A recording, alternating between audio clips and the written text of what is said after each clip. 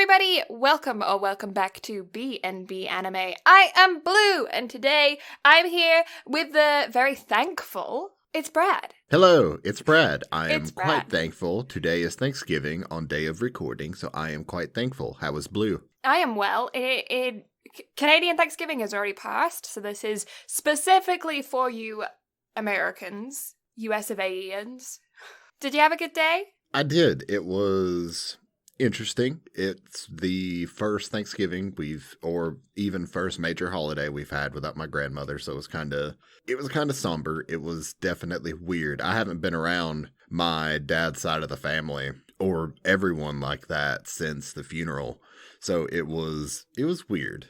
Mm-hmm. But otherwise, it was a good day. I had a lot of food. I feel like I've gained 10 pounds and I need to go play 37 hours of tennis to work it all off.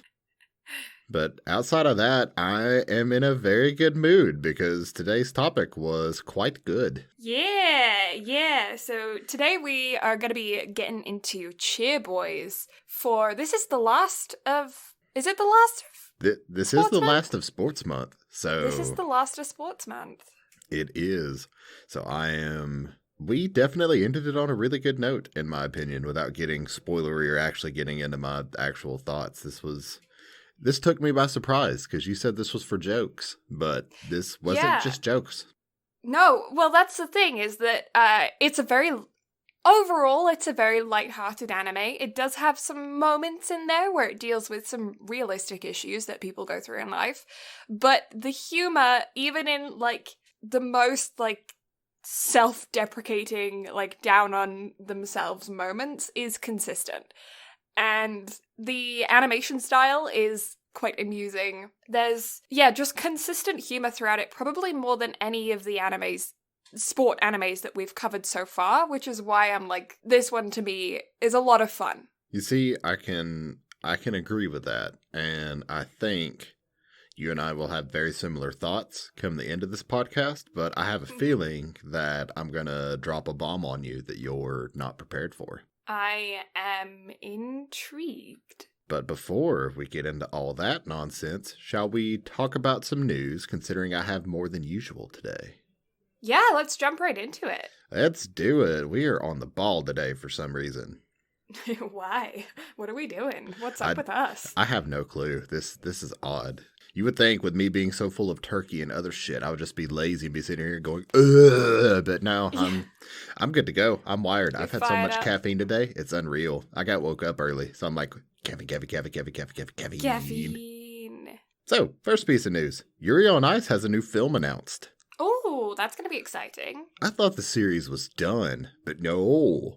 So, a new trailer has officially been put online. However, the trailer was initially shown at a film festival back in January of 2019. Mm-hmm. But it was never released after that. Ah, okay. So, it just, as of the past couple of days, officially got put online to actually be shown to people because they're just ready to start showing it, because the film was initially slated to be released last year. I would assume probably in the fall of last year. However, they just completely postponed it because they wanted to make the film bigger and better than what they had initially planned. Right, okay.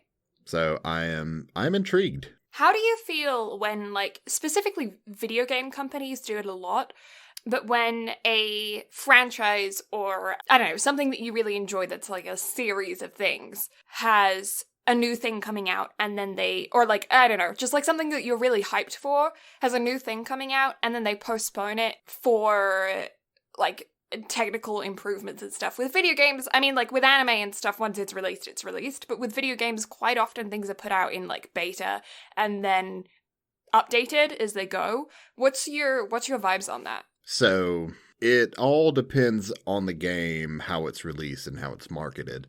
Now, in the case of The Last of Us, that didn't have a beta. It was just released, and it got delayed at least once. But I think it honestly got delayed twice. I think. I can't remember. However, as long as it's delayed for true technical improvements, I'm fine with that.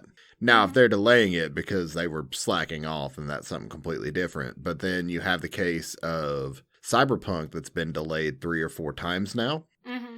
I know it was a week before it was delayed the last time. CD Projekt Red put out a tweet saying, no more delays. And then it got delayed like a week later. So that pissed off a lot of fans, but the reason being I think it was the prior gen Xbox Ones that just couldn't handle the game. So they had to go in and rework it just so all the consoles could get it all at once. Right.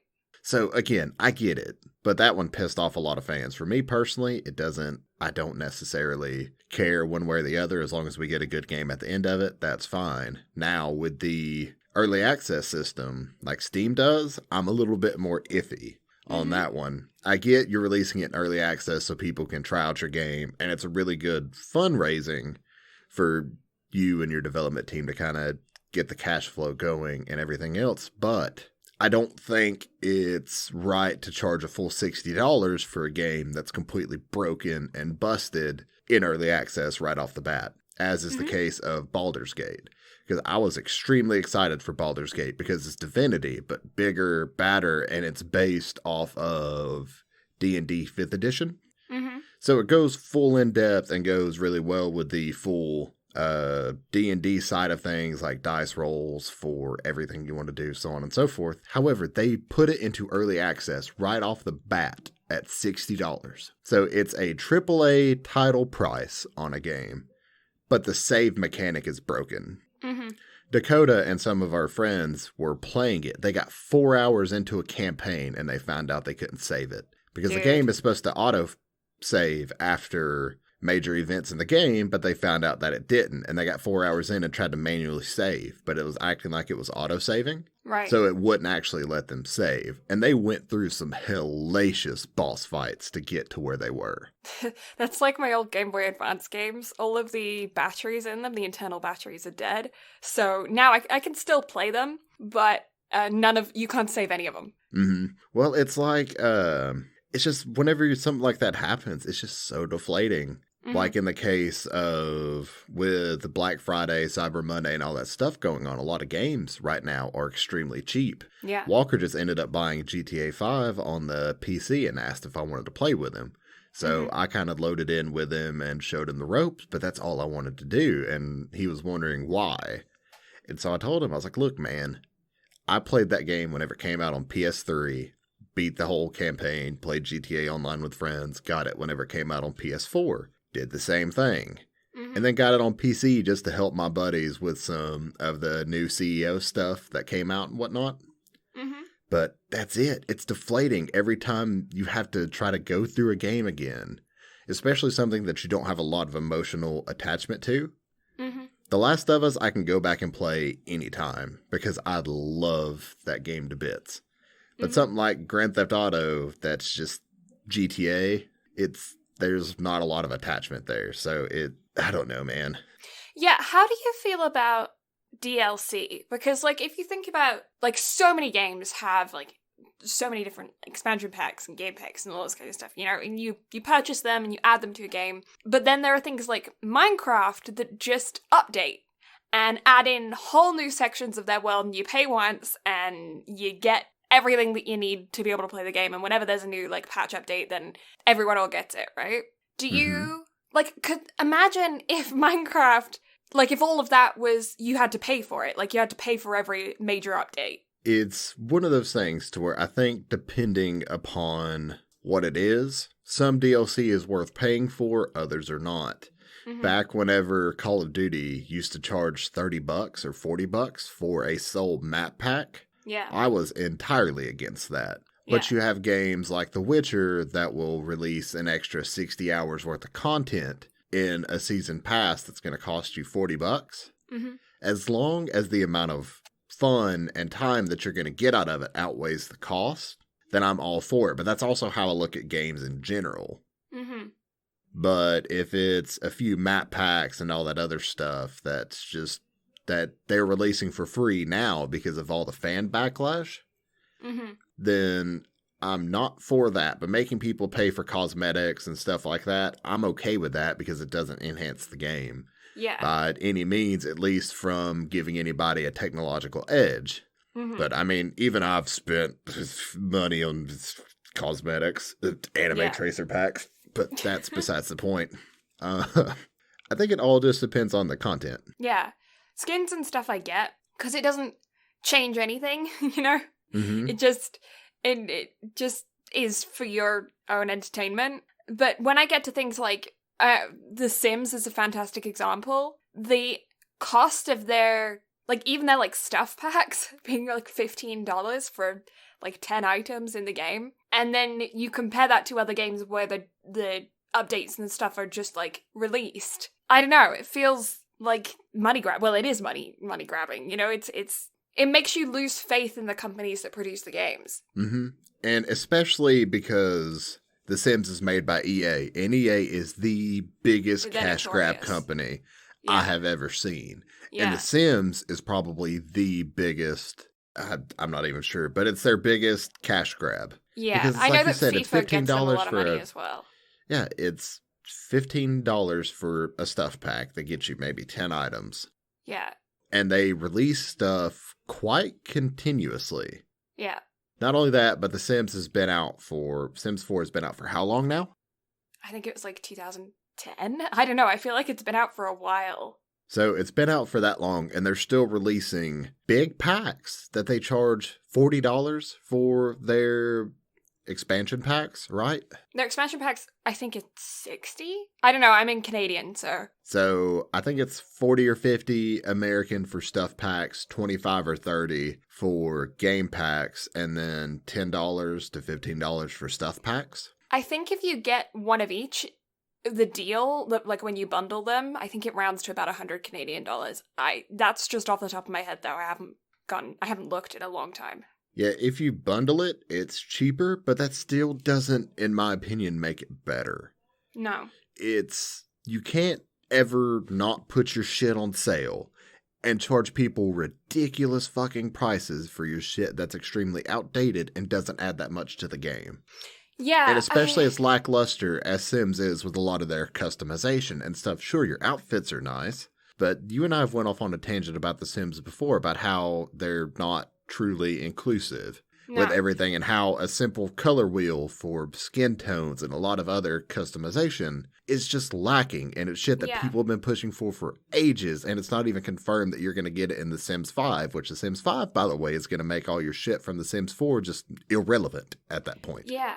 Well, the biggest thing from the Sims community with the skin tones is that there is a color wheel already programmed into the game in the expansion pack Cats and Dogs, where you can go in and you can use a color wheel to color the fur of your cat or dog, right? Mm-hmm. And so they've already programmed it. They just need to apply it to the Sims so that people can make them match. Like, because Sims is designed for kids, right? It's a children's game. I know a lot of older people play it as well, same as a lot of different games.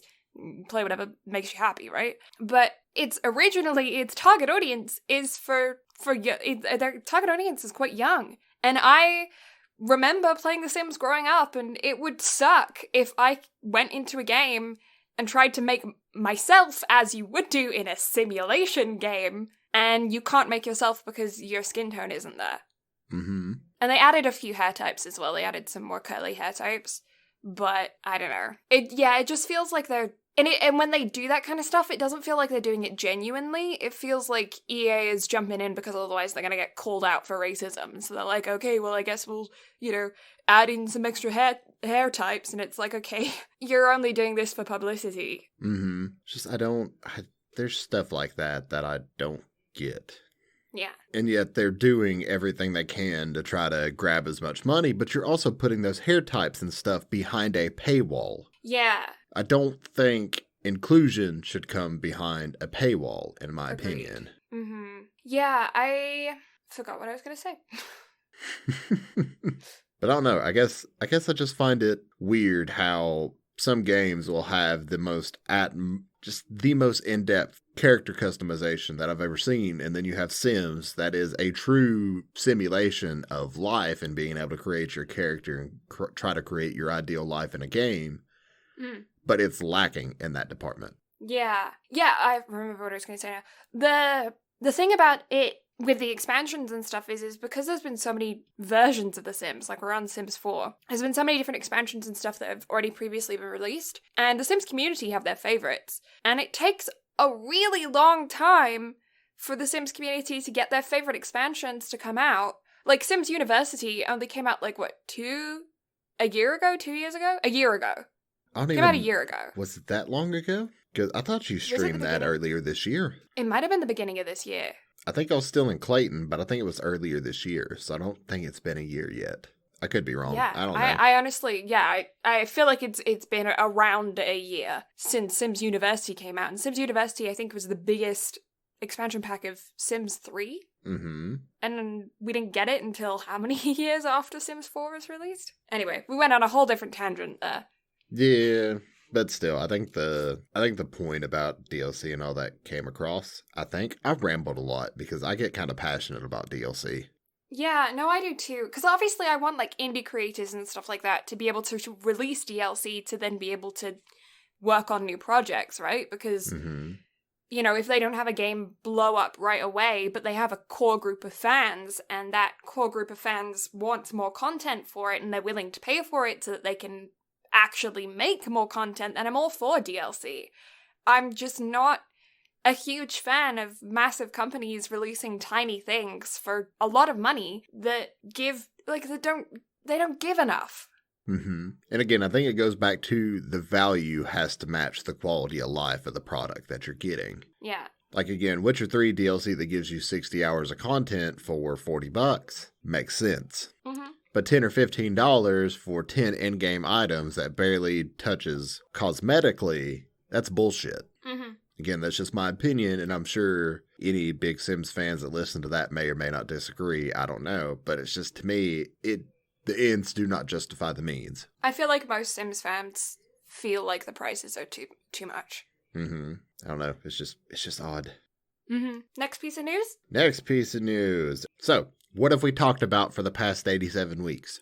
Well, it's certainly not Demon Slayer, so... What? No. Pokemon? Yes, Pokemon. Great. So, Demon Slayer's final volume that we talked about last week. Mm-hmm. It has officially been confirmed that they are going to be adding in a special epilogue chapter to the manga. Okay. So, that's exciting. So it's final, but it's not quite final. Yes. I mean, it's going to be final because they're just adding in an epilogue chapter, but that's it. Yeah. But also, Demon Slayer has broken another record in the manga department because it has officially sold over 120 million units. Nice. And its spin-off volumes that are going to be covering Tanjiro's Teacher and the Flame Shinobi have broken a record because they are the first official spin-off volumes to sell over 1 million volumes. No other spin-off of any other series has sold over 1 million copies if it wasn't done by the original author. So that's really interesting, but also exciting for the Demon Slayer creators. That brings up another... I'm doing all these tangents today, but that brings up another question to me. Okay. How do you feel about the culture of, like, spin-off content, of bonus chapters, stuff like that are not done by the original author? Because it's far more common with, like, anime, manga, stuff like that, where there's, like, fan stuff that is actually published, than we see over here, where, for instance, like, Harry Potter, when they released Cursed Child, and it was like, known that J.K. Rowling didn't write it, there was kind of an uproar surrounding it. What's your opinion on content that isn't done by the original creator? So, I think as long as the original creator works on it in some shape, form, or fashion, then as long as it holds true to the original's ideals, then I don't have any issues with it. But again, as long as, you know, all parties are okay with it and they all work together to create some story that actually keeps everything cohesive.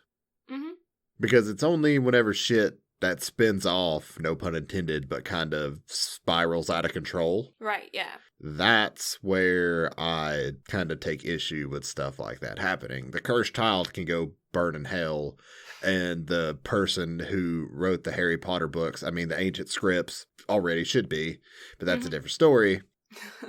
But, yeah, that's kind of my takes on it, because I know, like, the manga spin-offs of like Attack on Titan Junior High where they're all little chibi characters running around and stuff. That's funny. It's humorous. And as long as you get more backstory that kind of builds on the lore and everything else around it, I'm okay with it. Yeah. Yeah, see,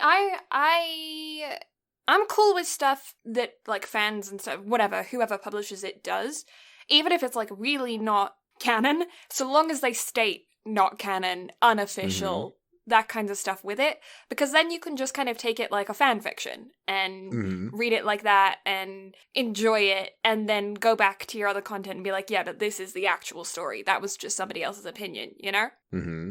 So long as they kind of, like, market it that way, it's when, for me, they put stuff out that, like it's official, that it bugs me, you know? Yeah, and while we're on the topic of Demon Slayer, Demon Slayer has broken more records. Ooh. So the film is now the third highest grossing film of all time in Japan. Getting up It there. has officially surpassed Makoto Shinkai's Your Name and Frozen. Nice. So it has earned a total of 25.9 billion yen as to date, and is the #1 animated film worldwide. Nice. So that's exciting. I'm very happy seeing Demon Slayer excel like that.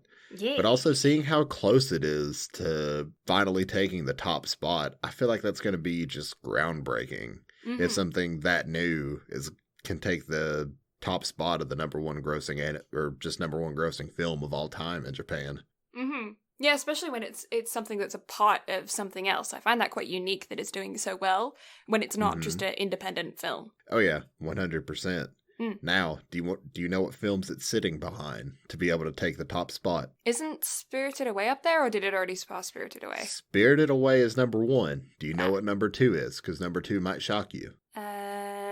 No, I have no clue. Don't let go, Jack. I'll never let go. Really? Titanic? Yeah, Titanic is the #2. Well, there you go. So I found that one intriguing. I don't know why it intrigues me so much, but it does. Yeah. Yeah, I don't think that I would have thought that would have done as well. I don't know.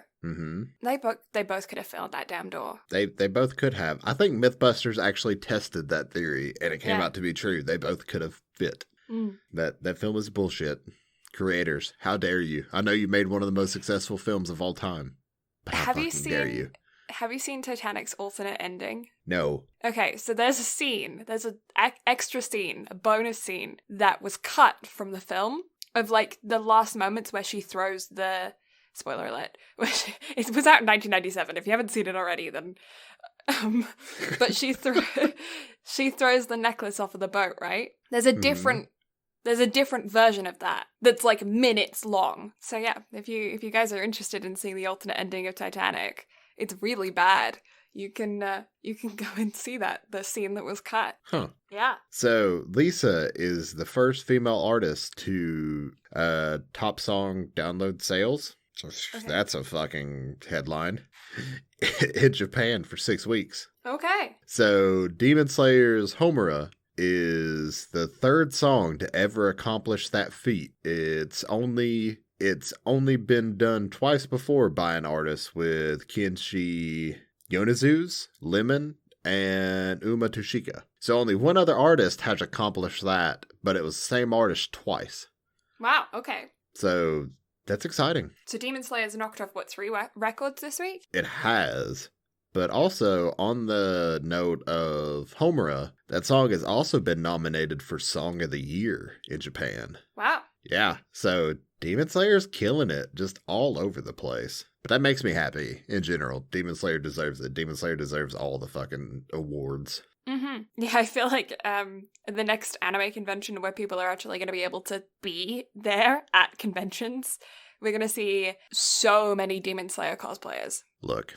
If you don't cosplay as Tanjiro and let me try to climb in a box while I cosplay as Nezuko, I'm gonna be pissed. There is no way in all fudge and heck am I going to be able to lift you. Look, I'm not saying you have to. I'm not even saying you have to attempt. However, if we don't go and someone does not get a picture of us with me trying to climb in a box on your back, I'm gonna be upset.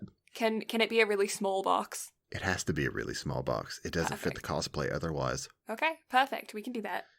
Yeah. I'm humored by this visual in my brain. I just have Tilly as Zenitsu. It's just, who's going to be Zenitsu? I'm sure we can find one at the convention. Tilly would dress her up. Yes. Oh my God, yes. Yeah. But then what about Inosuke? Cedar, my other golden. Yes. Let's bring both the doggos. She's 1,000,000 years old, so she'll just be slow and just plodding along. Then honestly, that should be Zenitsu, and Bean can be Inosuke. Yeah, sure. Because Inosuke is the much more upbeat one. So I think that fits better. Yeah, look forward to those convention pictures. Never. Years from now. Years from now. Yeah, because the same as COVID thing's going to last like 5 years. It's going to last a while. So, yeah. Look forward to that at some point. At some point. That's all the news. All of the news is gone. I think that's the longest fucking news segment we've ever had. Yeah, it was a good job we jumped into it right away. Especially with all those tangents we had. Mm-hmm. Yeah, if those make it in, you guys are some very lucky people, because those were some rants. Those are some rants. They were all relevant, though. They were all relevant. It's not like our usual tangents. No, we're on track today. Yeah, what the fuck is wrong with us? Lots, but, you know. Again, I just want that RPG screen of me being able to load in and look at my stats and be like, oh, that fucking explains everything. Charisma, -2, intelligence, -18. It makes sense. You know when they were doing Google Glass, they were trying to make that a thing? Mm-hmm. I don't understand why they didn't use that as marketing. Oh my God, yes. Because, like, if I were advertising Google Glass, I would do that. I would have that be a thing. Like, you can look around, and I would, like, program something that, like, looks like that sees somebody on the street and, like, makes stats for them. Like, scans them and does, like, height, this much. Approximate age, this much. Like, you know, because we have the technology to do that. I'm not sure if we had the technology at the time. I feel like we did. But, like, with face recognition software and stuff like that, we absolutely have the technology to be able to do that. Why did they not just for funsies? I mean, it's not like they're gonna... I mean, I suppose you could use it to be able to, like, actually find out who people are, which is not good. I don't want to be... I mean, I know we are in a society where they could just, like, look for your face in cameras and find you. But, you know, if they just had, like, approximately, like, basic info on people, I think so many more people would have bought them. Right? Or if you could do, like, a D&D attachment to where it would give you fake stats. Mm-hmm. And, like, what role they are and everything else. That'd be cool as shit. Yeah. Could you imagine Pokemon Go, but on Google Glass? Oh, dude! That'd be fucking amazing. That would have been sick. You see, I feel like that's what they tried to accomplish with it, but you're using a phone camera, but it's actual glasses to where you see everything in a true POV. Yeah, I feel like... Because you remember those Snapchat glasses that happened, like, forever ago? No. Yeah, Snapchat came out with, like, a limited edition... Like, there was only, like, a couple 100,000, I don't know, a couple thousand of them, I don't know. Amount of glasses that were, like, photography glasses that you could wear and then, like, go on, use Snapchat, but through a pair of glasses. Mm-hmm. And they were, like, really expensive, and they had these vending machines set up around the world, and you had to, like, go and purchase them, and, like, people were lined up for miles to get these glasses. And it was a really good marketing strategy. But I feel like if Snapchat and Pokemon Go had teamed up, because I feel like they were releasing around the same time, and done that as a dual release. Mm-hmm. So it was like, because they both use very similar software for, like, to project the Pokemon onto whatever surface you're on, and then to, like, add facial filters. Like, I feel like those kinds of things are pretty similar tech. Don't at me, programmers, but I feel like they are. So, shall we get into the background info of Boy Cheer? Yeah, let's get into the background info. So, Cheer Boys was initially a novel and then a manga. I guess it was just one novel because it just has one published date. The published date is October 5th of 2010. It was written by Ryo Asai. Sure. The manga was also written by the same individual. Mm-hmm. The manga had a total of 4 volumes and ran from June 25th, 2011 through March of 2013. A total of 4 volumes explains why the show only had 12 episodes. Mm-hmm. Or 13 episodes, technically. I did not watch the bonus episode. I think it's a review episode. Oh, because I was crunched for time. Today's been hectic as all hell. Yeah, I'm pretty sure it's because I think it's 5.5, and I'm pretty sure it's just a review episode. Wait, apparently there's another OVA. Is that? Yes, because I'm looking at the anime info to go into next. And so there's 12 episodes plus 2 OVAs. Ooh. So, speaking of the series was done by Brain Space, which we have covered previously. Mm-hmm. They did My Little Monster, My Teen Romantic Comedy Snafu, and Kiss Him Not Me, and Inspector, but My Little Monster is the one that we have covered. Mm-hmm. It was directed by Yoshimura, who, as far as director goes, has only really sole directed this one and one other anime called Blue Spring Ride, which I was tempted to schedule for fucking Slice of Life month, but forgot. And scheduled something else. However, they have previously worked on Gintama as storyboard and episode director. So that explains why the show has the humor and stuff that it does, because she's worked on something that's absolutely fucking hilarious. Because have you seen any of Gintama? Like any clips or anything like that? I may have seen a couple GIFs, but yeah, I'm not sure about anything else. They parody everything. Like they are a parody of themselves. I love it. A show that breaks the fourth wall like that, I guess it's just because Deadpool's my spirit animal, just makes me so happy. I do find that funny when that happens. I can speak. I love it. It's fine. We can both speak. We both do the words. We both do the words. Isn't Gudetama that egg character from Japan? I don't know. I feel like it is. Sanrio? I'm not sure. Anyway, continue. That's it. That's it? Is that the background?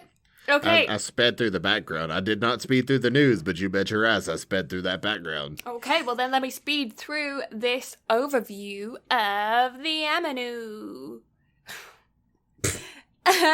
So we are dealing with an all-male cheerleading squad in university. What is this? We're not dealing with middle school or high school boys? I know, I'm shocked too. Yeah, we're in university this time. We are dealing with full-on adults here. And we have a main character, Haru, who is the youngest in a judo family. His family literally owns a dojo. Like, judo was his entire life. Things happened. He ends up deciding to join his friend Kazu in creating a all-male cheerleading squad at their university, and it's just about them establishing the squad, getting new members, recruiting people, getting better at cheerleading, a sport that neither of them have ever done before, going through trials and tribulations of young adult life, and making friends along the way, and then competing in a tournament as well. We actually get a tournament in this one, unlike All Out from the last time when it was all tournament prep. This one kind of gives you the illusion that it might be tournament prep, but you do actually get a tournament stuck in there at the end. I love a good tournament arc. It's not an anime if there isn't one. Yay, we like them tournaments. So that is the overview. So now I'm going to chuck on your spoiler chicken hats, guys, because we're going to jump into the first episode, and oh my god, I forgot to write down the episode names. So we're just going from episode 1 to episode 12 today because I forgot to write down the episode names. What? I came in more prepared than you for once? You actually did. But then again, you do take all the notes, so, I can let this one slide just this once, but don't let it happen again. The reason being, because the totally legal platform that I happened to watch Cheerboys on didn't have the episode name, so I thought to myself, I'll go and check on Wikipedia in the list of episodes and write down the names, and then I never got around to it, so... Blue? What do I pay for a Crunchyroll, a Funimation, and all these other subscriptions for if you won't use them? It's not on Crunchyroll. I know it was on Funimation because it was dubbed by Funimation, but I quite frankly forgot about it and just went to my go-to, and then I was like, oh yeah, right, afterwards. I could have just used Funimation. Oops. I pay for all these things and you don't ever use them. I pay for my own Crunchy, thank you very much. I know, but I have everything else, and you just refuse. Episode 1. It shall remain nameless.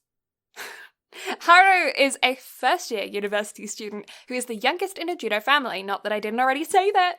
His sister is a absolutely incredible judo martial artist, winning the national tournament in ladies judo, in university ladies judo, right at the beginning of the first episode. It's pretty established that she is an absolute powerhouse, and he is there cheering for her in the stands. He actually had previously injured his shoulder, and so is watching from the sidelines. His childhood friend Kazu knows that he's actually going to go and quit judo, and so quits as well and asks him to join him in starting up an all-men's cheerleading squad. He's kind of using his injured shoulder as an excuse to quit, but it seems that there's more going on there, and you can kind of put two and two together in the first episode that it has something to do with the shadow that his older sister casts on him for the fact that she's literally winning national tournaments. Haru is unsure, but goes along with it anyway, handing out flyers and trying to recruit people with just the two of them, and they end up back at his house with a plan, trying to come up with a plan for what they can do to recruit more members when they run into their third teammate, Mizoguchi, who becomes their third teammate. He was actually trying to get into contact with them all week, but he's kind of pulling a little bit of a Kuroko. He was though, wasn't he? Yes. Kazu shows the pair of them now, because there's now 3 team members, his parents, who were actually on a team together back when they were in university. His dad was the coach and his mom was the cheerleader, and they actually got married together while they were still in university, which I don't know. I mean, I assume it was a while ago, because it was back in the day, but I feel like that's against some kind of HR regulations, like a student at university and the coach. But did he actually work for the university, or did he just coach the team? I assume he would have been paid by the university for coaching their cheerleading team. But was the coach for this team actually working for the university because she was coaching another team? No, this coach.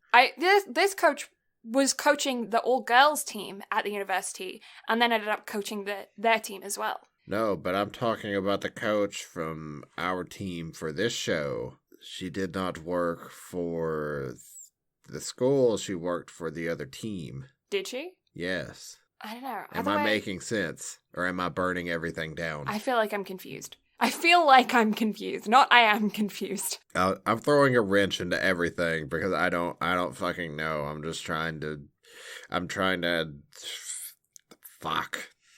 I don't know.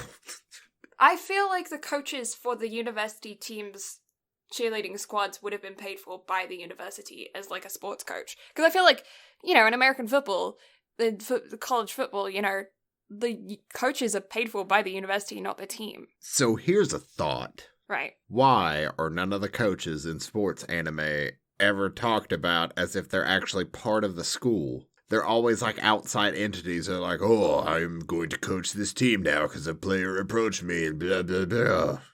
Well, but they for never All talk Out, about we know whether it was they're actually because... getting financial gain. Well, in All Out, we know it was because he was already retired and he was just doing it for something to do in his retirement. Yeah, but you would still have to get paid by No, that was literally... volunteer hours. That's not how it works. It could be. They're a high school. You can volunteer at a high school. That's not how it works here. Like, a head coach has to be paid by the actual school. It didn't have to be. If somebody volunteers to be the head coach of a sports team, I'm fairly certain the school's going to be like, yeah, cool, we don't have to pay you, thanks. I don't think that's how that works, or at least I've never seen it work that way. I feel like somebody could... I just don't feel like it happens very often, but I feel like if somebody in their retirement was like, hey, I want to be a volunteer coach, they can do that. Hey man, look, I'm on probation. Can I get my community service by head coaching your students? Sure. Why is the principal the one with the deep voice? I don't... Why wouldn't the principal be the one with the deep voice? He's the one in charge. Man. Man. No, I don't know. I feel like they could absolutely volunteer to be a coach. I am. But anyway, the deep thought discussions that come from anime, right? Yeah. Kato shows the pair anyway his parents who were on the team together. Spoke about that, and after the 3 of them decide that they're gonna go and watch a really good, like, well-known squad perform, and they end up actually getting berated by one of the members, and Haru is officially on board because he's like, nah man, you can't talk about our squad of 3 members like that. And so he officially includes himself into the squad. That team that they were berated by is Sparks. Keep them in mind because they become important later. Episode dun, dun, dun. 2. Do you want me to give you the episode names? Sure, why not? Okay, start from the top. Episode 1. No, not that one. Episode 2. The first cheerleader smile. Ooh.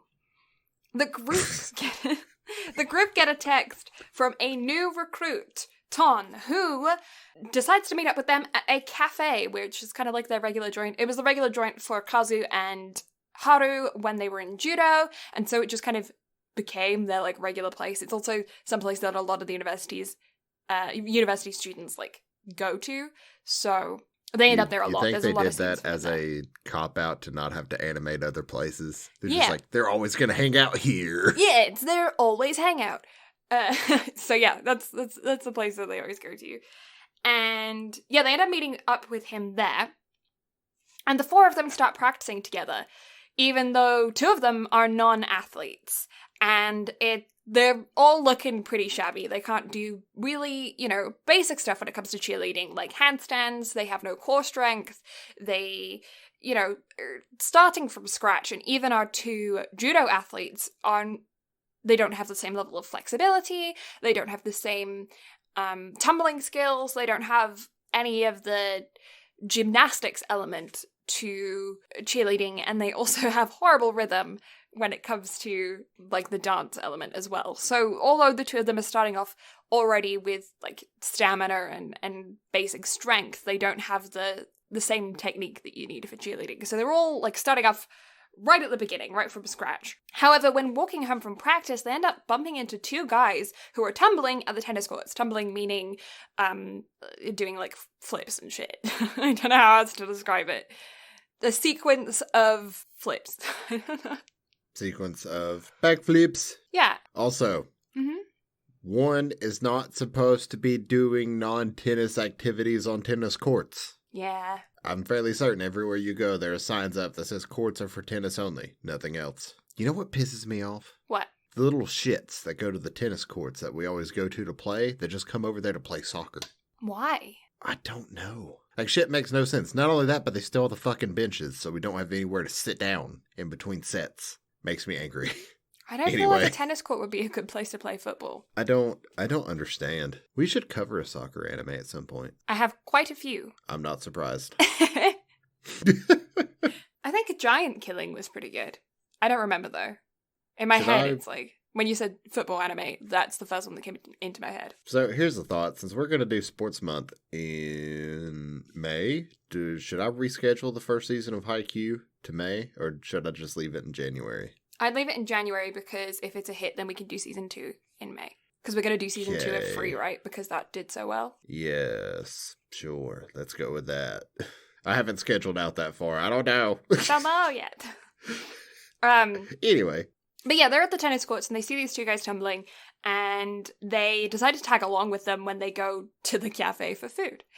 And when they're there, they try and recruit them. And the 4 of them end up going back to work, and then the 4 of them end up going and setting up to work on a public demo to try and get some more people. They're trying to get a total of 7 members so that they can perform at the school festival to try and then get even more members, but they're trying to do 7 for their initial performance. And they tried to recruit these 2 tumbling guys, but they didn't really push it and didn't, like, the guys didn't really give him a yay or an A, so they just like, here's our info, you know how to contact us kind of thing, you know? And while they're doing this public demonstration, they're doing okay. They're very beginner, so that's established.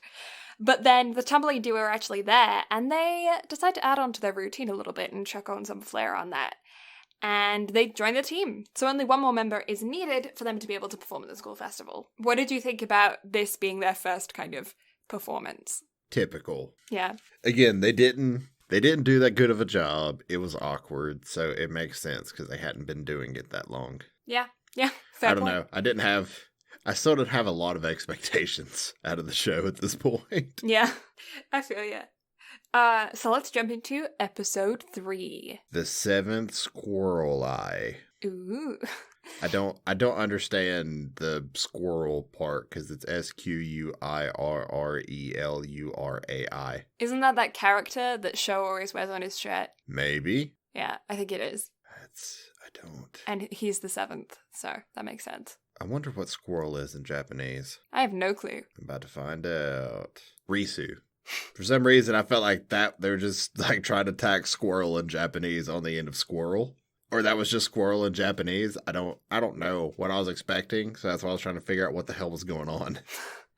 Because I didn't remember that being the name of the squirrel in the show. I feel like it is the name of the squirrel in the show. We're about to find out if you took notes on it. I don't think I did, specifically on that character. Oh, well, damn. No. But episode 3, the team are practicing well, but they're still looking for that 7th member. When they end up going to gym class and they figure out that Sho is there, and he's a dude that's really good at gymnastics, and they're like, oh, cool. He's our 7th, that's who we want to recruit. And he clearly has a history of cheerleading. When they ask him about joining the team, and he says that he's not going to join them because they're a whole bunch of amateurs, or they're just going to end up injuring themselves, and he ain't about it. So everyone works really hard to learn a round-off back handspring so that they can prove to him that they're actually really serious about cheerleading, and they want him to take them seriously as well. And they, they want him on their team, and they're serious about recruiting him, and they don't want him to underestimate them. So they end up, a week later, going to his gym practice, and while they're there, they attempt to perform this round-off back handspring, and he basically sees that he basically says, at least let me show you how to do one properly so you're not going to injure your wrists, and they basically call him out for being like, if you're going to join the team, just join, don't try to be cool about it. And they end up with their 7th member. But he has the condition that he's not going to be part of the team if he has to do stunts. He's out of doing stunts, but other than that, he'll join the team. Yeah. Yeah. Yeah. Episode 4. What we want to break. Ooh. I'm going to do that after every single one. I feel like that's your main go-to anytime I say something, just ooh. Ooh. It's like you have no earthly idea what I'm going to say. Yeah. It's also like you trust anything I say. I could babble nonsense. Ooh. That's because I'm adding dramatic flair. Duh. Just as long as you don't ooh-woo it, we'll be fine. Ooh-woo. I don't. That makes me so awkward. No. Why, does saying that make you cringe too? It does. It gets in my bones, and it's like, hey. For some reason, hearing it just makes me just tense up immediately. Mm-hmm. But it's weird because I joke about it so much now. It's kind of second nature until someone says it seriously, and then I just cringe. Yeah, it's one of those things though I feel like it's the kind of thing that you wouldn't say because it's cringe. Then you would start saying it because you're doing it ironically, and then it just becomes part of your language and you forget that you're doing it ironically, and then it's not cringe anymore. It's just so weird. Because it's kind of like, you remember when Fortnite was really big and everyone was really into it, and then it became really cringe and nobody wanted to do anything about it, and then the jokes on it became really funny, and then the jokes became cringe because they were old news. Mm-hmm. I feel like it's one of those cycles. So it's no matter what, it's going to be some kind of level of cringe, even if you're doing it ironically, or it's good. I don't know. It's confusing. Agreed. Mizoguchi ends up setting up a joint practice session with the girls' cheerleading team at the university. But before they go, they want to be able to get some stunts under their belt so that they can kind of seem like they're a more put-together team. And they don't want to go there with very little skills. However, Haru is having really big issues being a flyer because of his fear of heights. So Sho actually ends up not going to the practice session because of his big secret. You know that there's something up with him at this point. You don't know what, but he says he doesn't do stunts. He's got all of this history of cheerleading. He knows all this stuff about cheerleading. He's now kind of coaching them. And then they say they've got this joint practice session with the girls' squad, and he doesn't go.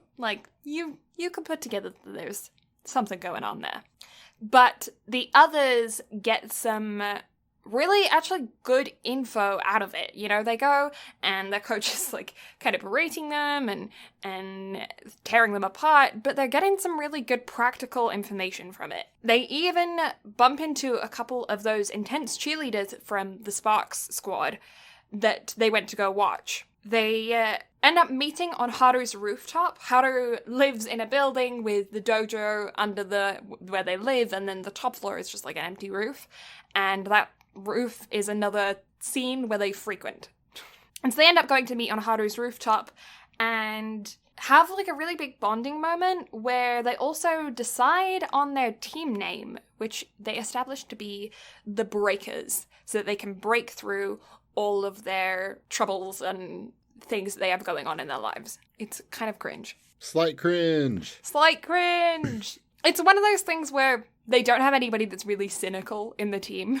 Mm-hmm. And so they're all like being really happy and I mean, they're still like self-deprecating and there's still like issues with the people, you know, they're not all 100% confident in themselves, but they're all like, okay, we're in this together, let's go for it. And if I was in that circumstance, I'd be like, I wouldn't be a part of, you know what I mean? I'd be making sarcastic jokes and dying on the inside and hiding in the corner because that kind of like energy doesn't sit so well with me. I agree. I'm 100% behind that. I would be hiding in the corner with you. Yeah. I don't know. I feel like they needed... I don't know. Maybe it's... I just feel like there's someone that if it were me in the team, there's no way I'd be able to take that seriously. 100%. Also, can we talk about how great Glasses was?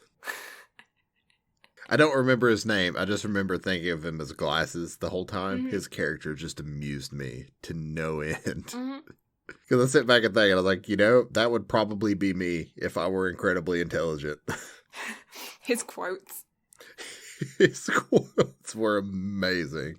He had a quote for everything. Fucking thing. From so many obscure people.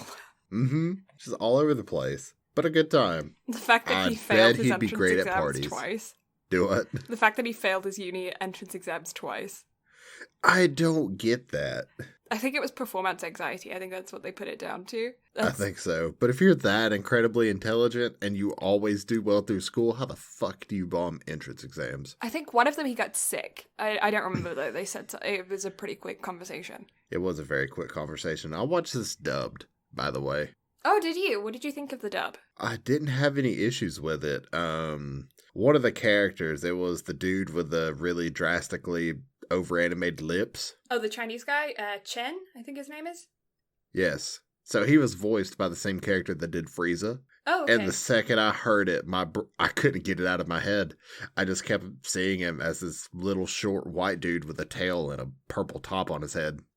Yeah, so question about that it's not actually yet in the anime, it is a little bit later. The Chinese dad and him were drawn very differently to the rest of the characters in the anime. Problematic or just strange character, so strange character design? Yes.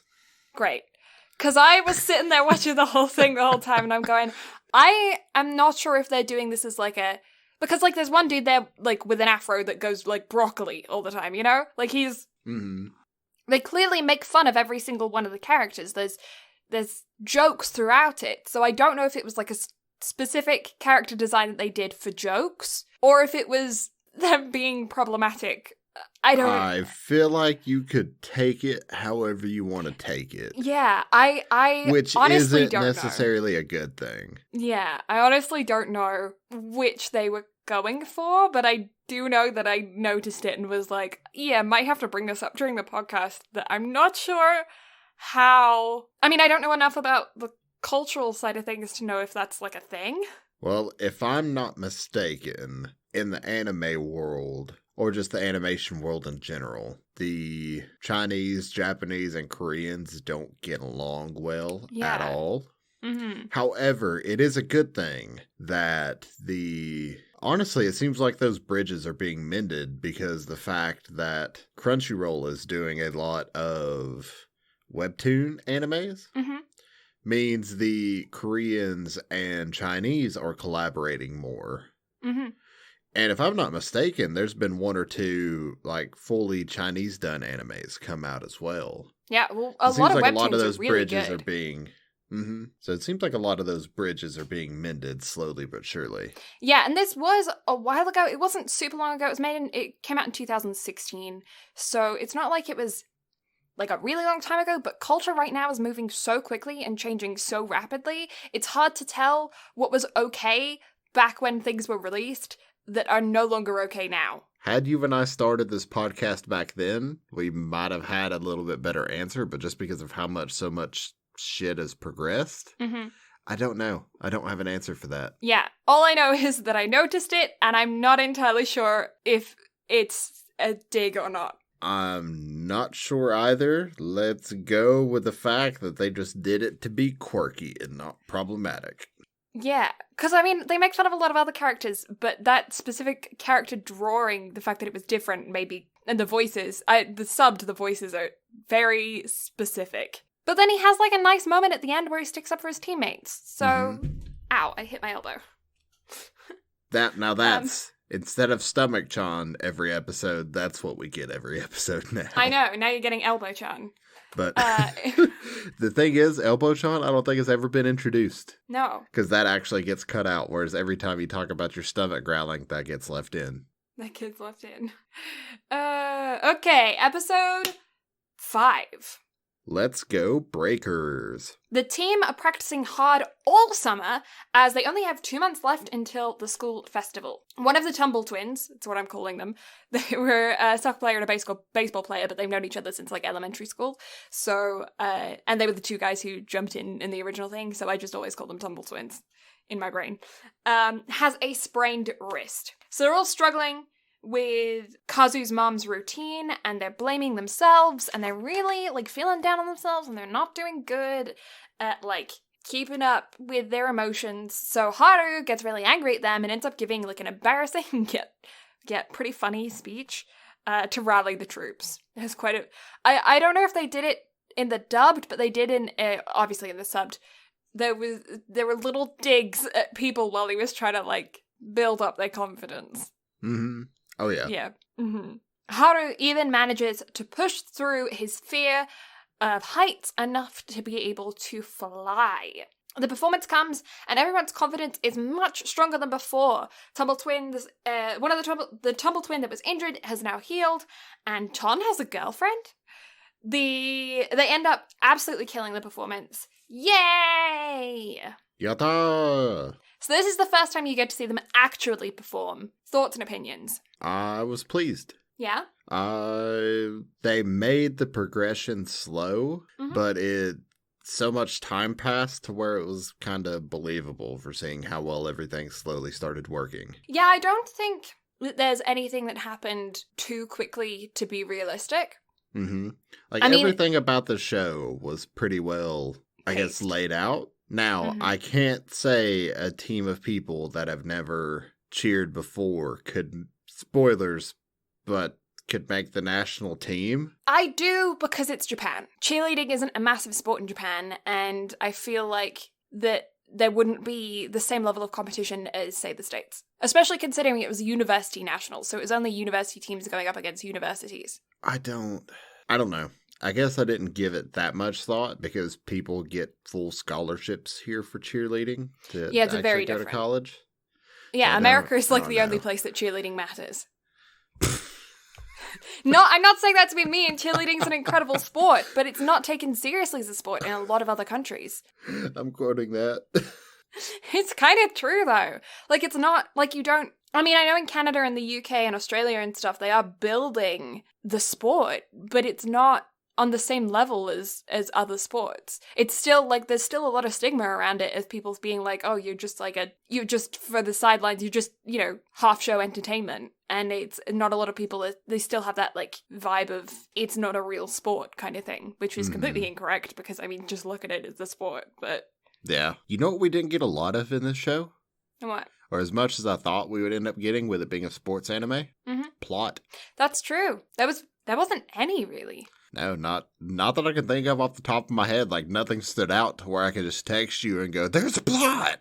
There's plot. Yeah, like I have in every other sports anime that we've watched. Yeah, their muscles are barely drawn. Mm-hmm. In fact, some of the like little animation details in this were kind of throwing me off. Mm-hmm. Like how all the characters had like an extra line under their eyes in the corner. Mm-hmm. All of them. That threw me off. Mm-hmm. So I don't know. Like there's a lot of little details and stuff that were kind of extra, but there weren't extra details where I thought there would be. Yeah, it's a very specific animation drawing style. Like the noses are very unique. Mm-hmm. But let me just say, the colors, especially during their performances, phenomenal. Yeah, in the first performance here, I think they probably like spray colored their hair, but of course it works so much better in anime than it does in real life. So they all had different colored hair, which I thought was fun. Could you imagine if that happened in real life? I know, if you could just get a spray can and spray your hair to look like that would be amazing. And have it actually look that good. Yeah. But I thought it was kind of funny that they changed their hair color for the show rather than having their hair color be really intense. I mean, they still have like every single character that is a part of the squad has something unique about their art style. Mm-hmm. So you can already spot them. Like in the first episode, you can see Broccoli in the background. And so you can still see them, but it's not like Kuroko. This show was not subtle at all about characters it was going to introduce later. No. And a lot of shows are a lot more kind of easy with that kind of thing. But this show was just like, character with an afro, we'll see them later. Yeah. The trio of brothers, we'll see them later. Mm-hmm. But yeah, episode 6, because of their debut, they've actually gained a whole bunch of members, and now they have a full squad of 16 members. They even have the girls' coach working with them 2 days a week. She believes that they can make it to nationals. She gives them a journal with a mission inside, a specific, like, target for them to work on, a goal. And she tells them that they have to write in it after every single practice. Sho ends up telling Haru about his past and that he was a base who actually dropped the coach's little sister Sakura, injuring her back. She injured her back really badly, putting her into a wheelchair. And the coach actually tells him to stop running from cheerleading and that he needs to face his issues head on. And that, you know, mistakes happen. It wasn't his fault. There were a lot of other things that were going on and he needs to push past it. Haru actually needs to as well. When the judo team goes to make fun of them, he stands up to them for his chosen sport. And although he's kind of like yet to talk to his family about it, he's making much more of a stand not to try and run away from his judo past, which he's been doing since they started the squad. Well, since before they started the squad, he's been running from judo. Mm-hmm. Mm-hmm. How do you feel about the judo thing? That's not a very good question. How do you feel about I don't know.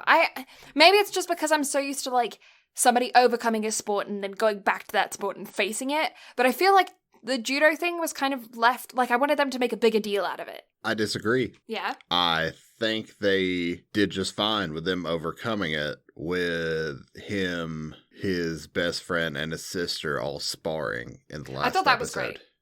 Yeah. I feel like that was their way of overcoming that.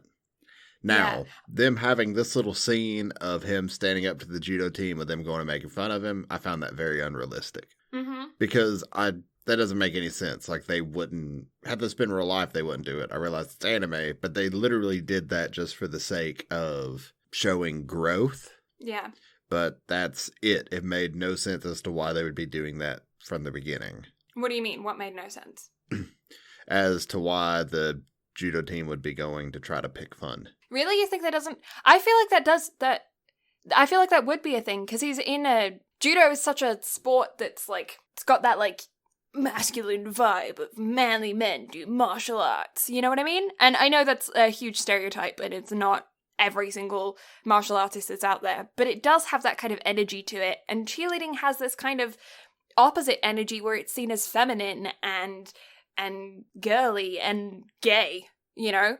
And I feel like you get a couple douchebags that are in judo that are going to go up to a cheerleading squad and be like, you're not real men. I feel like that's kind of realistic. I don't know.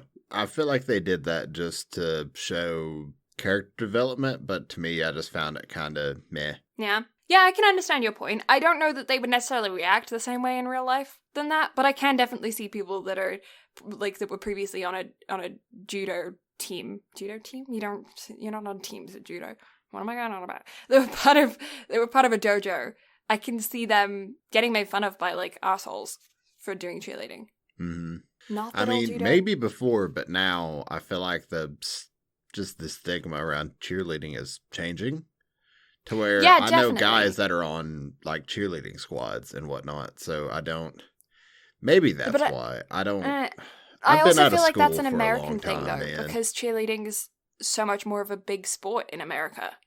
It still has that stigma around the world, which is unfortunate, and they are breaking through it, but it does still have that thing of, like, cheerleading's a girl's sport, and who wants to be a girl? I don't know, man. Yeah, right? Times are rapidly changing, and that's why it's, like, things that weren't believable before now are believable, and things that were believable before now aren't, right? So I don't know, maybe that's just why my brain's warped, but also I've been out of school for a long time, so I don't pay attention to cheerleading at all anymore. yeah, we had a cheerleading squad in my high school the first year that I was there, but the second year that I was there, the cheerleading squad disbanded because there wasn't enough members. And it was solely because of the reputation of cheerleaders. Like, it's a bunch of mean girls who just want to sleep with the quarterback, you know? That's why it was disbanded. It wasn't disbanded because people didn't want to be part of a cool sport. It was disbanded because of its reputation. But it's Canada. Everybody's nice and has maple syrup for tea. Yeah, sure. You know? And so, yeah, it sucked for those girls that really wanted to be part of the team. My time was already taken up by choir and drama and band and art and all these other things. But I would have enjoyed being on the cheerleading squad. At the time, I would never have admitted it, though. Mm-hmm. Because it was uncool to be a part of the cheerleading squad, because then you were part of the popular crowd, and being part of the popular crowd for us drama geeks was uncool. You see, I'm not gonna lie.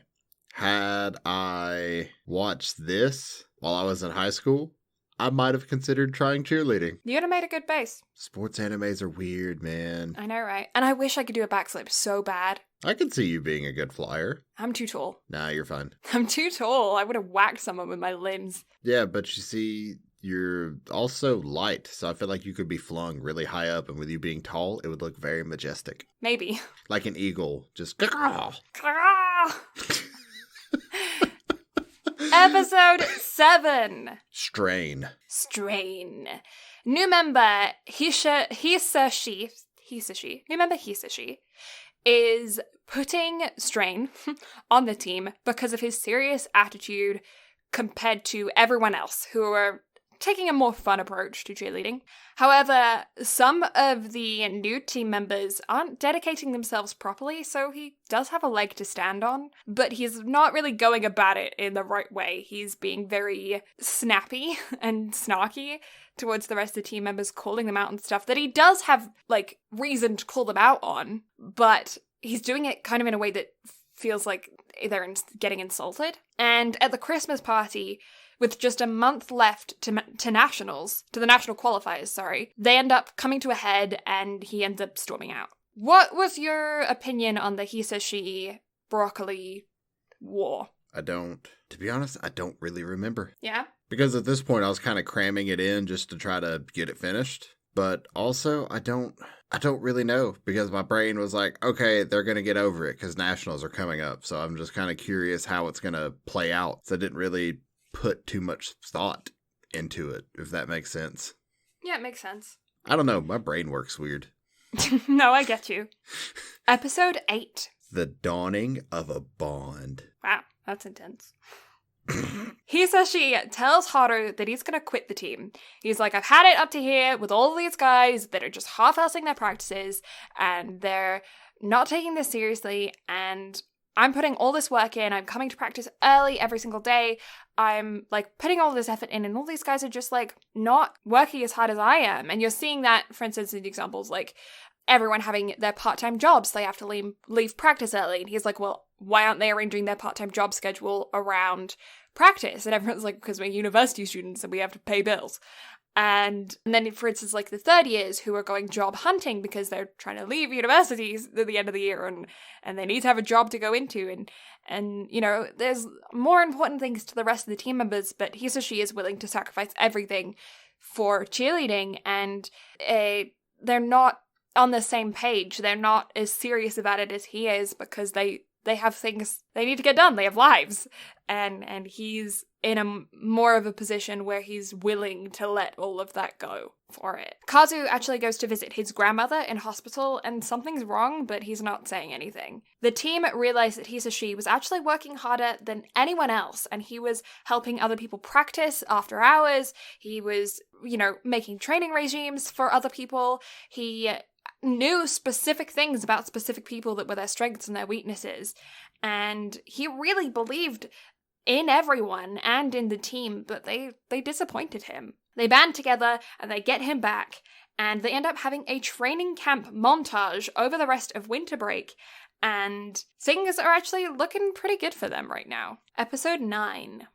Tears of the Sun. Haru is acting strangely, and even skipping practice, which he's never done before, not even when he was in judo. The team are super worried about him because of him acting this way and the fact that he's not even telling the coach when he's skipping practice anymore, and so Haru decides to go and investigate. Turns out his grandma is his remaining sole relative, is his sole remaining relative, and she's actually forgotten about him. I assume she has Alzheimer's or something of that variety, and her memory has gone, and she doesn't remember who he is anymore. She was actually the reason why he started the squad, because she, for a short moment, regained some of her memories when he was watching his mother's routine. The team performed that very routine outside of the hospital window, and Kazu is reminded that he isn't truly alone. Yay!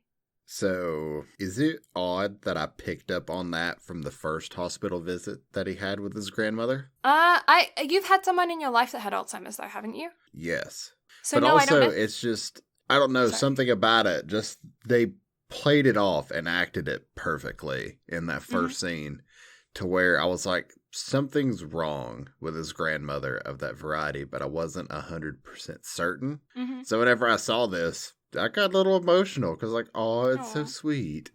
Yeah. Yeah, it's, I mean, it must be so hard for him as a character, because like he lost his parents when he was really young. Mm-hmm. And then to have to go through your last remaining relative slowly forgetting who you are. Mm-hmm. Like, that sucks. Yeah, it definitely does, seeing stuff like that happen. So, yeah, I could see why. And again, it was good character development and everything to go with it. But yeah, I don't know if that made me weird for catching that right off the bat. But I don't know if I truly caught it. It was just like my brain was like, maybe dementia. Mm-hmm. And then we got to this episode and I was like, oh, my brain, for a second, it was right. Yeah. Because then I very quickly forgot about it until this episode. Then I was like, oh yeah, that was the thing I thought about and caught on to. Mm-hmm. It's interesting that they show her in a traditional hospital rather than a care facility. That I did kind of find odd, but... I mean, if she's having other complications as well to her health, does that make sense? Yeah, that would make sense for that. But also, you know what that first time we saw her in the hospital really made me want to learn? What? How to do the bunny-eared apple thing. Yeah, they do it a lot in anime. I don't know how common that would be if you, like, lived in Japan, like, how often you would see that. Honestly, I wonder how often you see the cute little bentos made, or if that's something that actually happens on a very regular basis. Yeah, it makes me curious as to see if whether or not that's an anime thing, or if that's, like, a legit life thing. Because I feel like it does happen, but I feel like it would be more like a special occasion, you know? Rather than every day. I'm going to text Janessa after this just because, out of curiosity, I want to know. Yeah. I mean, maybe if you have, like, a stay-at-home mom or something, then she might do it every single day. Stay-at-home dad. Yeah, or if you make your own lunches and you get up early enough to do that kind of thing. Oh my god, no. There's no way I would. I was the kind of student to roll out of bed 5 minutes before class. I could see that. Yeah. Knowing you as well as I do now, that makes total sense. Yeah, I would walk through the school hallways and look at all these girls that were like, had their hair curled and straightened every single day. They had a full face of makeup on. They had like outfits picked out, and they were like, oh yeah, I've been up since 6. And I'm like, I respect your grind, but why? That's not me. All that being said, what sort of deduction have you made? What kind of person was I for going to school and getting up in the morning? I feel like you did get up reasonably early, but like not like you. I don't feel like you were kind of like morning practice kind of person. I feel like you were kind of average. Wrong. What were you? So go to bed at 3, wake up at 6, and be at early morning practice. You were morning practice. Yes, because wrestling, there was morning practice. So there was never I morning that practice person. in choir.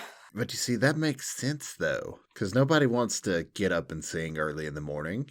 Yeah, no. Also, I feel like that would be hard on people and I hard feel like on that your would be vocal bad for your cords. vocal cords. Yeah, like that. No. Mm. Like, even I know better than to roll out of bed and go to work and sing on the way to work. Because even I know that's bad for me. Especially with no warm-up. Try to hit high notes? Hell no. Hell no. Back then, I was a soprano. That means nothing to me. Highest pitch. Natural pitch. Women have, I think, 5 voice changes in their life. I think it's either 3 or 5. I can't remember. It's an odd number. And one of them happens when you're in high school. It's very, like, so much more subtle than men's voice changes, obviously. But it does happen. Because, you know that women don't sound the same as girls, right? Yes. So we do 100%. have those vocal changes. And one of them happens during high school. And so I was a soprano through my first couple years of high school, and then I left, and now I'm much more comfortable in an alto position, which is the one below soprano. I'm glad you explained. It's Because I like literally the harmony. just had one of those anime moments of like question marks just appearing Nani? over my head. Yeah.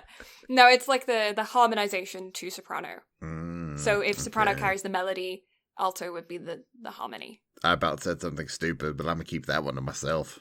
What? I was going to say, so would it surprise you if I told you that my voice wasn't always this deep? No. It absolutely does surprise me. I have never would have ever thought that you were born with a voice. Like, I thought that, what are you talking about? That you had a high-pitched voice when you were little? But it's, you know what's odd? What? I feel like my voice has changed more than that of the people around me growing up. Mm-hmm. So I don't know if that's odd or not, but I know about the voice changing and everything else, but I feel like mine has drastically changed more than those around me. People are different, you know? Like, my brother's, when he was like 13, he went from boy voice to man voice overnight. He didn't go through that, like, awkward voice breaking stage. He just, like, woke up one morning with a really deep voice. It was really weird. See, I never went through that either. Like, I never went through the whole voice crack phase. I feel like people that end up with really deep voices don't tend to, and I don't know if that's an actual stat or if I'm making that up, but... Well, I also feel like... I lost my fucking train of thought. Oh, but anyway, I also find it odd for me that I don't know what my natural speaking tone is anymore. Like, does that make sense? Yeah, it does, because I don't know what my accent is. Because my tone changes depending on who I'm speaking to, and it's natural. I don't think I speak the same to anyone at any point. Like, even how you and I speak to one another from the time we hit the record button to the time we turn it off changes. Oh yeah, same with my accent. I tend to be a lot more English when I start the podcast than I do towards the end. I don't get that. It's so odd. I don't know how we got off on this tangent, but I completely forgot what we were talking about prior to this. What were we giving it about? We are on judo. Yeah, okay. So, I think what I wanted with the judo thing with Haru, and this is purely for drama, I just wanted him to show off his skill. I wanted, like, some thugs to come up to the team or something and him to be like, I'm gonna throw you, you know? But you kind of got that in episode 3, I think. Whenever that dude from the tennis club was like, you guys are a bunch of pansies being on a cheer team, and then just slammed his ass through a table. Yeah. Just out of instinct, because he grabbed Kazu, and then he just immediately just took his ass down. I feel like I wanted that moment, but with the whole squad to watch, you know? Because, half the squad was there. Yeah, but towards the end, it's like, a lot of the guys in the squad didn't even know that he did judo, you know?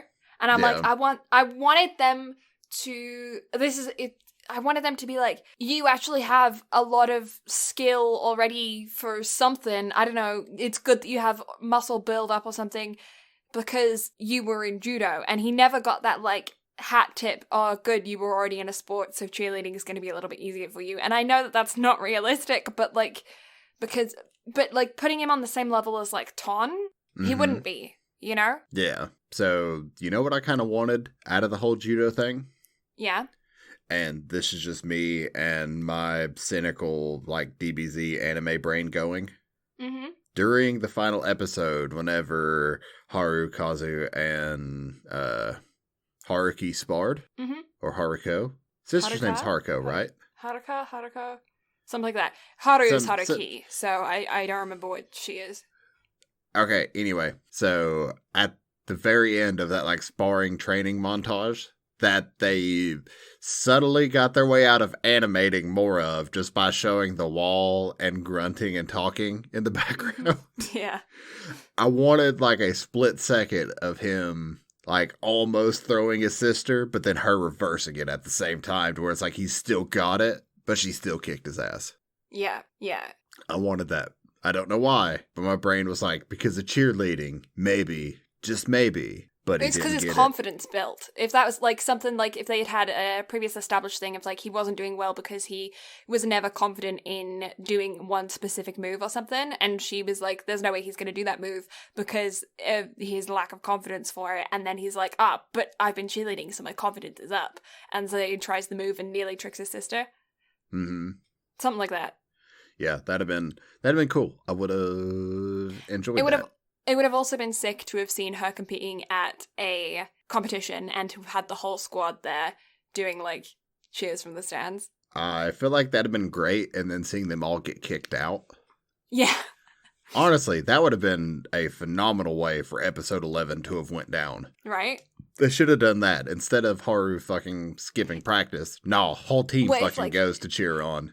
If Haru skips practice to start with, and then everyone asks where he is, and then Kazu is like, oh, he's cheering on his sister, and then the team is like, well, what are we doing here then? And I feel like that's something that would have happened in any other anime, or honestly would have happened in real life in that situation. Yeah. Especially if with them finding out that, like, because they know that Haru's sister was good, and then Kazu could be like, oh yeah, she was national champion, and she's been on a losing streak, so Haru's got to go cheer her on. I feel like the team would have jumped on that. They're cheerleaders.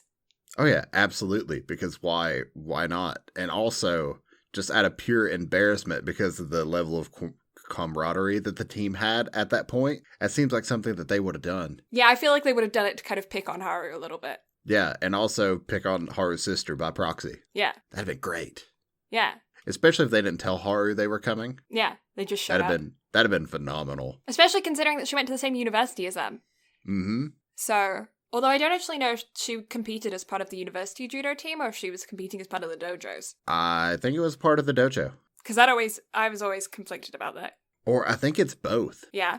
The dojo because during the first time you see her, there's a whole lot of people with the university jackets on in the stands, not just Haru and Kazu. Mm-hmm. So maybe it's both. Maybe they could run the university team out of the dojo. Yes. Makes sense. Okay. Back to episode 9. The team are actually super worried about him. Sorry. The team is super worried about him, so they go to investigate. Already did that bit. Episode 10. I think we're on episode 10, yeah. Episode 10. What I wanted to tell you. Yeah. So they gather to perform at qualifiers. Everyone is super nervous, especially Haru, who found out that morning that his sister is on the losing streak that we were already just talking about.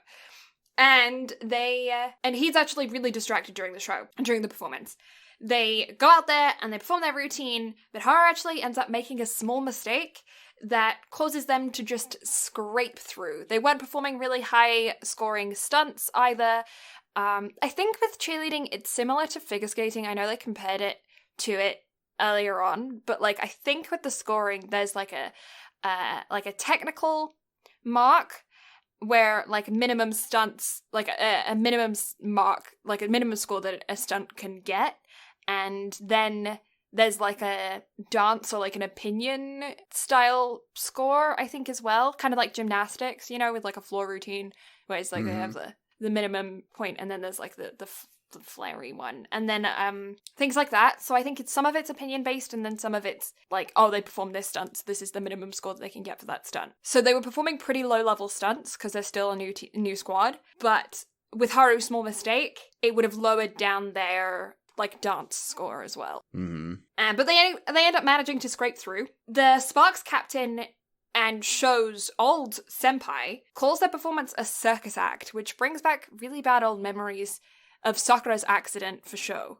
He mobs around for a bit before the team manage to pull him back together again, and he goes to visit Sakura, and she tells him that she's been watching him and been watching all of his practices because their coach is her older sister, and that she's going to be at the national performance standing on her own 2 feet, that because of his determination and practice and him trying to get over his mental block, she's been pushing forward in rehab and working really hard, and she promises that she's going to get back to cheerleading, and that she's going to be there at his national performance, standing on her own 2 feet. Haru, though, has still yet to talk to his sister about their strained relationship, and he's not really doing well with the idea that she's on this losing streak. Do you think that Haru's sister's losing streak was because he wasn't in the audience, or because of him, like, not being in judo anymore? I think that mental block that she had because of that and not having her brother there with her could have caused that. I don't know if it was just because he wasn't there cheering for her. Yeah. Although, I thought the show was going to go in a completely different... I thought the show was going to go in a completely different direction than what it did. Mm-hmm. Because during the first episode, whenever his sister talked about how his cheer had power, I thought the show was going to have superpowers for a minute, not going to lie. But it could potentially have had sick. something to do with that. No, I'm sorry. That's amazing. We need to make that the cheerleading squad with superpowers. Honestly, yes. Save the cheerleader, save the world. So, listen, again, we don't give a shit if you take this and make an anime out of it. Just let us voice in it. Right. Please. That would be amazing. That would be amazing. Cheerleading already has yelling in it, so my god, the amount of power-ups that can come with that bullshit, yes please. Right? Please make it a shonen. Oh my god, yes. Yeah, honestly. There's a lot you could do with the plot on that as well, so... I mean, cheerleading is miniskirts galore. Huh? It would work well for a shonen, that's all I'm saying. Right. Episode 11. Bittersweet Valentine. And how fitting of an episode name.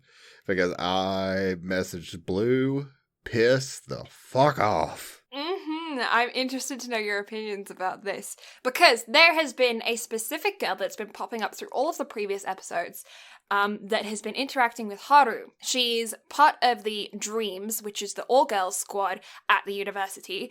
And she has just been kind of like around and about, just poking her, like, nose in and, you know, encouraging them for the all-guys team. And it seems like she is kind of sweet on Haru, you know? It's Valentine's Day, and all the boys are complaining about not having significant others, except for Ton, who has a significant other. And in Japan on Valentine's Day, the girls, it is tradition that all the girls make chocolates or chocolate cake, stuff like that, and they go and they give it to their significant others, and then on White Day, which is shortly after, then the reverse happens, and guys give chocolates to the girls or whatever, you know, take girls out, whatever they want to do. One happens and then the other happens, so it's like reverse thing. And so before, I think it's actually the day before Valentine's Day, Haru manages to apologize to his sister for not actually talking to her about quitting judo and discussing it with her and just kind of like throwing it on her, and she actually had to find out from other people. She never found out from him. And so he ends up apologizing to her and also talking to her and telling her that he's found his own path and she's happy for that, but to her, there still is only judo. Haru, working at his part-time job, has the girl that we just previously spoke about coming into the cafe and asking him for the recipe of the chocolate cake in the cafe because it was really, really good and she wanted to make it for Valentine's Day. And so when she's leaving the store, she says, if it turns out well, I'll give you a slice. And Sho, who also works at the cafe, ends up telling Kazu, and the whole squad is kind of like being like, oh, Haru, look at you, you're gonna, like, girl came to the cafe and wants to give you a piece of chocolate cake. Like, look at you, you're getting a thing. And they're all kind of hyping him up about it. And then what happens, Brad? This bitch. So this girl is the one who's been dating Ton the whole time. Yeah. She shows up to practice because everybody was expecting Haru to get this cake. And so Ton's sitting there stretching and sees her and he's like, oh, hey. Yeah. And but fucking Haru and the rest of the team just looks immediately just rejected. Yeah. And just down, and it was great, but I was pissed because at this point I was on a time crunch. Like, I barely got this finished just in time to sit down and record this. Mm-hmm. But I paused everything so I could text Blue, and I was like, what the fuck is this? The funny thing about this as well is that Brad had previously messaged me earlier today and had said, oh, I really ship Haru with that girl that he likes. I think they're really cute together, but I think she's taller than him. Awkward. And he sent awkward in a separate text. So I didn't know. And it was like, I think she's taller than him and awkward. I think there was a bit of a time difference between the messages as well. No. And no, there wasn't? Okay. In my brain, I just... but I was reading that and I was thinking, is he saying awkward because of the height difference, or is he saying awkward because of what I know is going to happen? Because obviously I've seen this show before. And so I just responded with, ha ha ha ha ha ha ha ha ha, because I'm like, he has no idea. If he is just saying awkward about the height thing, he has no clue about what's supposed to come. And if he's talking about the rest of it, then I'm still laughing at him because this is hilarious. And so knowing that you were shipping them from, like, I don't know, like episode 7 onwards, was really funny.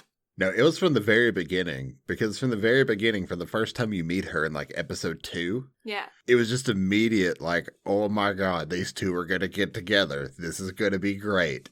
Yeah. And then seeing that, I lost my shit. I was beyond angry. Because that tells me, from the beginning, they had this shit planned. Oh, yeah. But the funny thing about it is that because of the amount of time difference between all of these interactions that you see, like, there's months in between episodes, or, like, that happen throughout episodes. Because we're starting off at the beginning of a school year where they start the squad, and we end, like, it's a full school year. 12 episodes go through a full school year. And you think about it. You think about how few interactions they had, how casual those interactions were. She did absolutely nothing to lead him on to this conclusion. I don't think she did anything that could be considered flirting, except perhaps the chocolate cake thing. But if in her mind she's like, Ton is my boyfriend, has been my boyfriend all year, and he's on the cheer squad with them, I think it's pretty easy for us to assume that she genuinely thought that they knew that she was Ton's girlfriend, and so she, I assume, thought that he knew who the cake was for when she asked for the recipe, and then said, I'll give you a slice if it turns out well, to thank him for giving her the recipe. It's one of those, because it's anime, it's a given that nothing is ever drawn and done without a reason. Yeah. And you and I have watched enough anime at this point to where we knew from the beginning that that's what they wanted us to believe. Because anybody that has watched anything for any amount of time would believe that. But especially just because you and I have watched as much anime as we have, and more specifically me having watched as many rom-coms as I have, thought I knew what was going to happen. And I was wrong. I knew something was up with Ton's girlfriend the first time I watched this because of the fact that she didn't show up to their festival performance, and he said, my girlfriend's not going to be here. So I knew that something was going on with his girlfriend, but I didn't know what. But yeah, so that happened. So now Haru, his little heart has been broken. Poor Haru. But he decides that he's going to go and cheer on his sister, and she manages to actually end her losing streak, and she says that she's going to go and come and support them at nationals, and it's kind of a really nice bonding moment where you get to see two previously really close siblings kind of rekindle their bond despite having gone through a time period of nearly a year of being practically estranged. Mm-hmm. I feel like Haru was pretty much estranged from his whole family during this time. Yeah, I could see that. Because they all live together. I mean, he's in college, but he still lives at home above the dojo. Yeah. Their apartment or house or whatever the fuck it was literally right above the dojo. Yeah. Also, why did they practice on the roof? Why didn't they use the dojo? Because the dojo would have had crash mats. I assume it's because the dojo is being used most of the time they were practicing. Because if they're having university classes as well, I feel like most university students would practice in the evenings. But I mean, come on now. It's anime. Shit could have been made. I feel like, yeah, but then also you wouldn't have had that, like, Haru needs to get over his fear of heights thing in the beginning. Yeah, but they never actually really used the roof as him getting over his heights. He would just always look over the fucking fence and be like, scared. I don't know. It's also kind of like I feel like it was just kind of like a safe space for them. Yes, but also crash mats. They got some up there. I don't know, man. Seems pretty suspicious to me. It was also really amusing to me how they go, we need to find a place to practice with a roof. And then they go and, well, they found a roof, but it wasn't over them. Yeah. That made me laugh. Funny that. Episode 12. Cheer Boys. This is the final episode, and other than the OVAs, this is the last episode of the series, and I believe that's going to be the last episode there ever is going to be. It came out in 2016, we haven't had any content since, but also, as there's only 4 volumes of manga, I don't think there's enough content to make more. If they did, they would have to go off script. No, typically your average thing of anime, you get maybe 3 episodes per volume, depending on how loosely or closely they follow the manga. Mm-hmm. Because I think your standard episode is 3 chapters of manga. Mm-hmm. And I think a volume typically consists anywhere between 7 to 10 chapters. Right. So yeah. Yeah! So the boys gather for their final practice before the national tournament. So the way that the qualifiers actually worked was that they weren't competing against each other, they just had to get a minimum score. And I think that goes down to the fact that there weren't a lot of teams competing, which is why I feel like it wasn't so difficult for them to get to nationals, because it's not like they had to go through like a preliminary or anything. They weren't versing each other, they just had to get a minimum score because there weren't enough teams to have a pre-tournament before the national tournament, right? Yes. So they managed to get that qualifying score, and so they're going straight into the national tournament. There's no prelims. And they're all gathered, and remember those old journals that we were talking about previously? Well, now they have to trade them. All of their dirty little secrets from practice that they have been writing down for the past pretty much a year, or at least like 6 months. No, it was from like September, wasn't it? 'Cause it was after summer where they got the coach. So yeah, so a good few months. And they've been writing in these journals, and they swap them, and they get into each other's heads, and they have a real big bonding moment where they're all really embarrassed because they wrote secrets and stuff, but then they're like, oh, I understand you better now. And I would be so embarrassed if that happened, but it's nice that they showed that them being all embarrassed as well.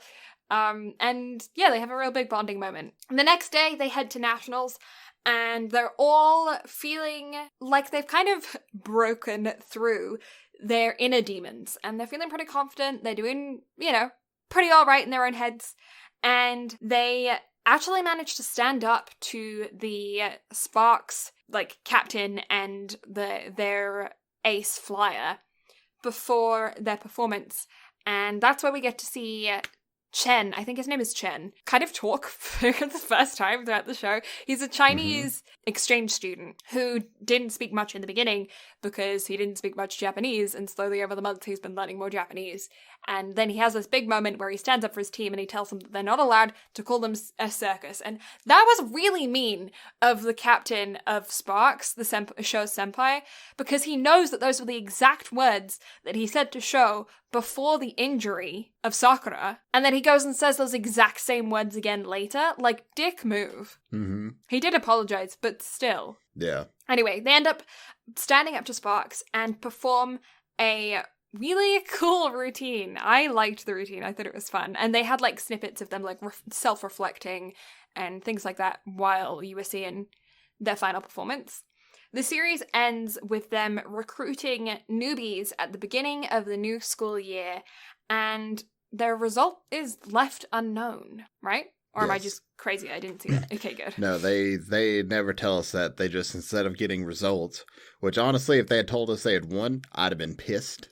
Yeah, they absolutely were not good enough to have won. But then they had a little recruiting montage at the end, and that was adorable and sweet. And I didn't get angry because they didn't win. So therefore, that's a happy ending if I've ever seen one. Yeah, I actually really liked this ending. It was kind of the polar opposite to Dive, in the sense that Dive didn't show the final performance thing, the final dive, but they did show the result. Whereas Cheer Boys showed the performance and showed their growth and showed, you know, them getting over what they needed to get over, but left the result up to your imagination, which I thought was really smart because they're a brand new team. They're none of them apart from Show have cheered before, and they have people on their team that weren't even athletes before they joined, right? Mm-hmm. But they all individually got through the things that they needed to get through to become well-rounded athletes and just people in general. And so I feel like they did a really good job of giving you a satisfying ending without unrealistic results. Agreed. Because to me, although both growth and conclusion are important, growth is more important to me than conclusion. Yeah. I mean, I wouldn't have minded if they'd said they got, like, 3rd place or something. I still probably would have minded. Yeah. Because we were introduced to at least 2 teams throughout all of that. 2 other teams, Sparks and Dreams, right? Mm-hmm. Yes? Yeah. Mm-hmm. So, therefore, even though they were still we only knew 3 teams, there were still more teams at that competition. Yeah. That had probably been together way longer. So even if they had gotten 3rd, still probably would have been pissed. Now 5th or something like that, that's fine. Like if we had seen them getting like participation trophies or something like that, that'd have been fine. Yeah. Or ribbons or something. That would have been okay. I don't know if this is a real thing. I may have dreamt this. I don't know. But I feel like in some cheer competitions they have like MVP, I guess, versions of that where it's like most spirit or something. I don't know how it works. Yeah, or like Your Lie in April, the audience favorite category or whatever. That could have been like fine. that. I could have seen that. Yeah, or most grown or something from like the prelims to then. Yeah, like that would have been fine. Yeah, and I would have been down for that.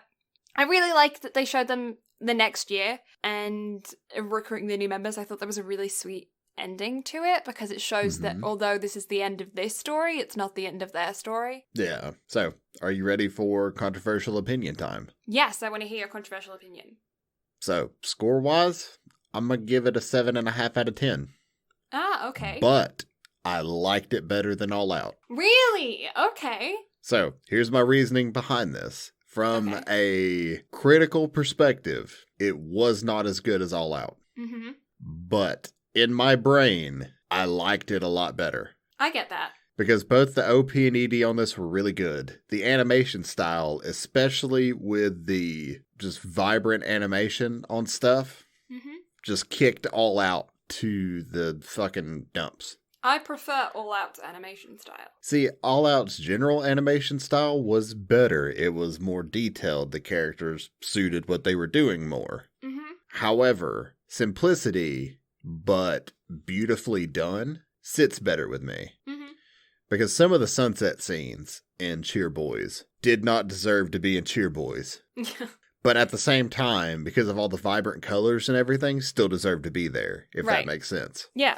So it was, to me, those moments of pure visible bliss in true, like, timing needs.